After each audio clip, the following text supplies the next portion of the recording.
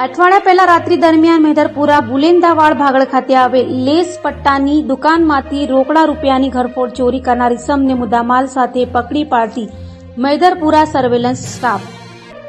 સુરત શહેર માનનીય police commissioner Anupamsinh Gehlot સાહેબ શ્રી તથા ખાસ પોલીસ કમિશનર સેક્ટર 1 સાહેબ શ્રી તથા નાયબ પોલીસ કમિશનર ઝોન 3 સાહેબ શ્રી તથા મદદનીશ પોલીસ કમિશનર ઈ ડિવિઝન સાહેબ શ્રી નાઓએ ઘરફોડ ચોરીઓને પ્રવૃત્તિને અટકાવવા સૂચના આપેલ હોય, જે અનુસંધાને police inspector Shri HM. Chauhan તથા second police inspector Shri UJ. Joshi નાઓને માર્ગદર્શન હેઠળ surveillance police sub inspector Shri HR. Chaudhari નાઓની રાહબરી હેઠળ સર્વેલન્સ સ્ટાફના પોલીસ માણસો પોલીસ સ્ટેશન વિસ્તારમાં પેટ્રોલિંગમાં હતા.